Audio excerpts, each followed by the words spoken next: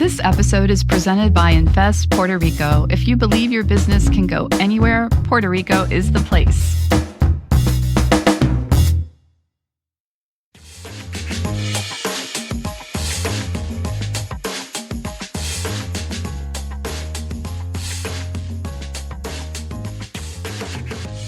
Hello, and welcome back to Equity, TechCrunch's flagship podcast about the business of startups. I'm Marianne Azevedo, and this is our Wednesday episode where we hone in on a trend in the startup world and dive deep. Today, we're bringing you a conversation from TechCrunch's StrictlyVC event in DC earlier this month, where our editor-in-chief and general manager, Connie Loizos, sat down with Luther Lowe, who serves as Y Combinator's head of public policy. Connie and Luther touched on antitrust efforts to rein in big tech, Y Combinator's impact, leadership, and access to talent, and what competition policy and regulation look like in the AI era. It's a super interesting conversation, so let's take a listen. If you are joining us a little bit late and we're wondering about Humane AI, again, I'm sorry, big bummer they're not coming, but we have an amazing guest in their stead. I'm very excited.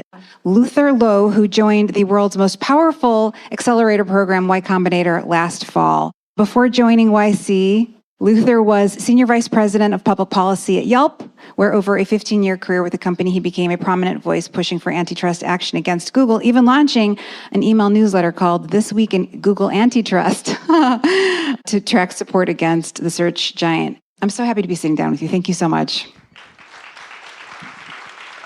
So I think some people in this room are very familiar with you, others are not. I was reading before I came here this story that I think I had read last year, but a longtime reporter, Adam Mashinsky, had profiled you last year. And I just wanted to share what he wrote, which is that it is no understatement to say that Yelp's fingerprints, and therefore Lowe's, have been on every major effort to rein in big tech for more than a decade. In antitrust circles, Lowe has earned a reputation for both marshaling allegations of abuse by the biggest tech players and suggesting remedies to rein them in. This is great.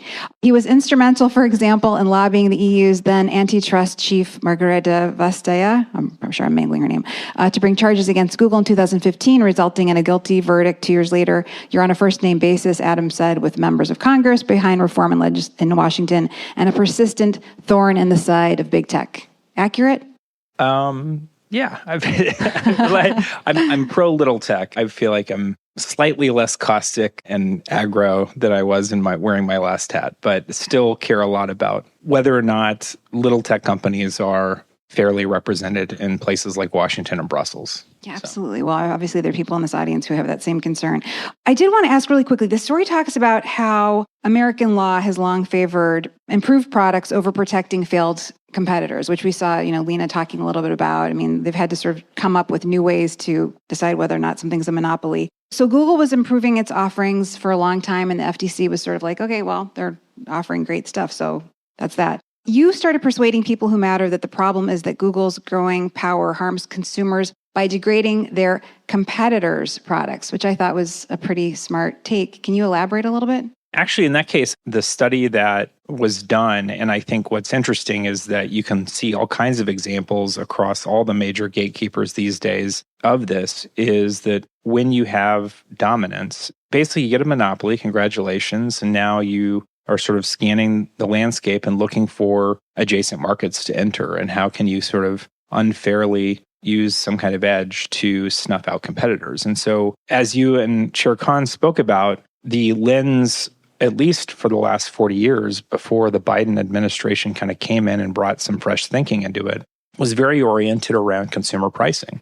It turns out that with these gatekeepers, you can actually see very often the gatekeeper is degrading quality. And so that becomes the proxy for a price increase. So even though the product is quote unquote free, if they are degrading the quality, then you can kind of swap that for a consumer price increase in a consumer welfare analysis. And that was the basis of a paper that Tim Wu and Professor Michael Luca did in 2015 that really was kind of the linchpin of a lot of Yelp's arguments. So it basically was like, look, ultimately, when they put their thumb on the scale, they're not just hurting competitors. It wasn't competitor degradation. It was actually they were degrading their own product and hurting consumers. So in other words, if you did a search for pediatrician in New York City, instead of seeing services like ZocDoc, RateMDs, HealthGrades, services that had hundreds and hundreds of reviews for that type of query, you would be getting a handful of reviews from Google. And that kind of self-dealing, again, is just pernicious across all these dominant platforms.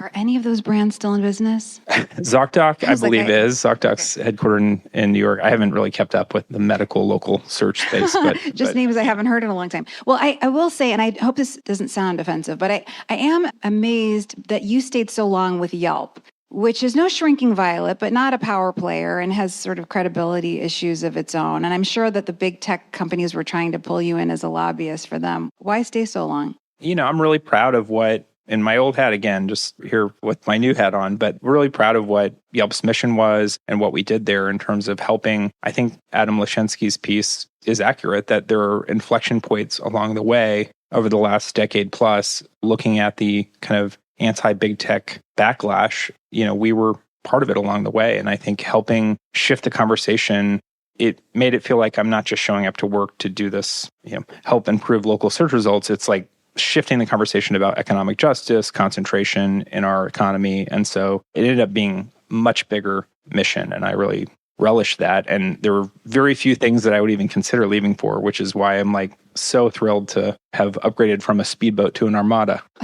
Yeah, absolutely. So I was going to ask if you thought you'd find, or you are finding, a bigger audience for Y Combinator. I mean, in Silicon Valley, it is the 800-pound gorilla on the startup scene. How is it perceived here? The same way? I mean, I was actually going to kind of take a step back and explain that, what Y Combinator is, because a lot of folks in Washington, D.C., part of my role is about kind of YC 101, because so many folks in D.C. don't actually know what it is. Essentially, it started is the original accelerator. It started back in 2005. Paul Graham, who had successfully sold a company in the 90s and was sort of helping founders by writing essays and avoiding pitfalls for people who were thinking about doing technology startups, created this program. He had a call for applications. 12 people got in, moved to Cambridge, Mass. for the summer. Of that class, Reddit and Twitch were born, and it just kept going and growing. And now basically the way it works is if you and I had a cool idea, we could apply. There's about a 1% acceptance rate. You give up about 10% roughly equity, you get $500,000 in funding.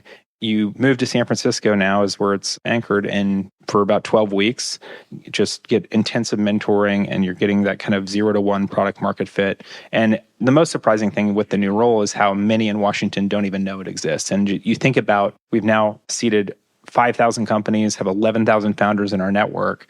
That is just an insane impact for the U.S. technology economy. And so trying to educate policymakers about that impact and how we touch virtually every congressional district in the United States, that's been a big part of my kind of early work. You could wear a t-shirt every time you show up with somebody. Airbnb, Coinbase, Dropbox. Exactly.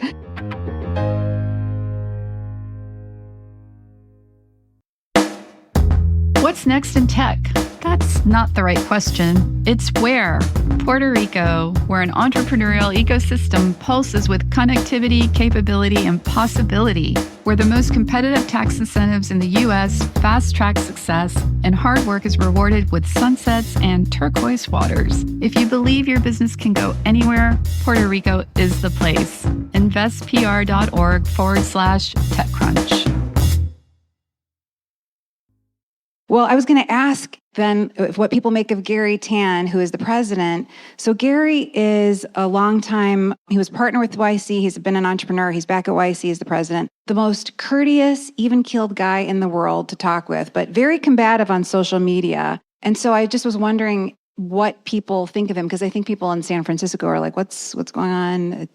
Gary, for better or worse. I really love Gary because I met Gary back in 2022, and he was the only venture capitalist at the time that was putting his neck out for this legislation called the American Innovation Choice Online Act. It was introduced by Klobuchar and Grassley. And basically the bill would have curbed the most egregious forms of self-preferencing by the largest gatekeeping companies. I think there's a lot of reasons the investors, kind of that community, will sit on its hands for those questions. Sometimes it's almost like a social capture. Sometimes it's like folks are libertarian or, they have different political views about the role of the government and stuff. But I was really impressed with his leadership on that. We sort of hit it off and stayed in touch. And then when he came into the YC role, got coffee, and basically within 6 months or so, he's invited me to come be part of the team. And so I love Gary. You're not going to get me to say anything, but he's a mensch and is I agree with what you've said. He is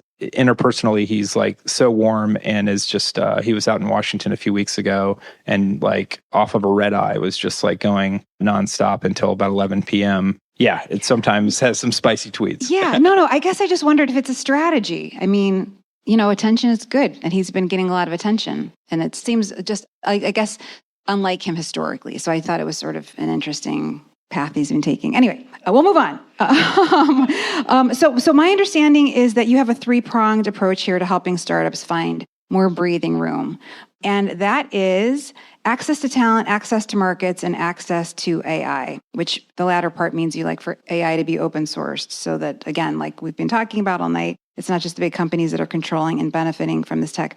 On the talent piece, the FTC just adopted this non-compete rule. For us in California, it has less impact because we've had this sort of regulation in place, but everywhere else, it seems like a very big deal. Are you happy with the look of that? It protects everybody except for senior executives in a policy role that make over $150,000, right? I think that the non-competes rule was great. We thought it was a good move by the FTC. Look, we would be happy if Congress did something as well, but we'll see. Part of the issue is in Washington, you have such just pernicious influence by the most powerful, largest companies. And really, there's been a vacuum for the voice of these smaller companies. And that's really what we're trying to fill. I would love for Congress to tackle non-competes as a federal legislation, but I just frankly don't see it happening just because of that pernicious influence. Open source AI is so critically important, making sure that people can build on these models without fear that they're going to have to, register with some kind of safety commission. Like we're still in very, very nascent stages of these tools. And we want to make sure that ultimately this field is very competitive. And we don't want just a handful of companies to control the entire kind of LLM innovations. And so access to markets has to do with basically ensuring that we have robust competition in the United States, supporting strong enforcement against companies that are egregiously self-preferencing. Access to talent has everything to do with immigration, making sure that talented people can get into the United States. And that's actually an example of how, you asked about, like, am I still a thorn in big tech's side? I mean, that's a great example of how, we cooperate with the larger tech companies because the entire technology industry is affected. So those are kind of the big themes. I've noticed the job has also involved a lot of kind of white glove federal bureaucracy navigation. There's some tax issues like Section 174. Basically, we've abruptly sort of pulled the rug on founders who are trying to deduct their R&D expenses. They can no longer do that. That has to be amortized over many years. It's somewhat esoteric, but it's really, really important for these tiny companies. I was going to say, I need to learn more about that. So you talked fleetingly about immigration. It seems like such an intractable problem because Congress really doesn't want to disentangle high-skilled immigration from illegal immigration, meaning, as it relates to the border. And that's obviously a political grenade. Are there other things that could be done other than non-competes and high-skilled immigration? Another issue that we're seeing all the time in Silicon Valley with regard to access to talent is how much these companies are paying these college graduates and, people working at startups. I mean, it's very hard for a startup to compete if Google says, here's $3 million to start with plus equity. I mean, has anybody ever talked about capping these salary packages, or is that just completely bananas, would never happen? I think you have to look at why this is such an exciting time to build something that people want. The reason that Google or OpenAI or whoever is throwing these seven-figure salaries at these young people is because they know that's the competition, that they can walk and with either by themselves or with a co-founder, go build something that has a strong likelihood of being worth a whole lot more. That's the market. I don't know if throttling salaries is going to solve it. I think it's ultimately a good signal because it means they are fearful that people are going to go off and build on this new wave of technology. Can I ask quickly, what is YC's relationship with OpenAI? Because in some ways, it was kind of partly incubated at YC. The former president, Sam Altman, was at YC when he was transitioning over to OpenAI. He's still running OpenAI. Is it contentious? What's, you have a stake in the company, so it's a little bit complicated. I started at YC in October, so I don't I've never met Sam, but like my read is that, folks are still friends and whatnot. There's he led the organization Sam led the organization for many years, and it was sort of in some ways sort of spun out of Y Combinator. And Paul Graham has tweeted a decent amount about this to dispel some of the myths. Many of our companies are like about half of so every year now we're doing about 250 companies per batch. So every 6 months, 250 companies. So every year, 500 companies. And half of those companies are AI. And a lot of those companies are building on OpenAI. So I think I think that reflects there is a strong relationship. There's a lot of former YC folks that are in OpenAI. Once every couple of weeks, I'm exchanging emails with them and corresponding with them on an issue. So there might be issues where we don't totally see eye to eye, maybe on when it comes to these open source debates. But frankly, I think all this stuff is so early that it's hard to diagnose. I think the relationship is fine. Well, I guess I was just thinking, it makes your position sort of hard to articulate because you do have these companies that are building on OpenAI. OpenAI says, look, we're only keeping it closed because of safety concerns. We just want to make sure we're building this responsibly.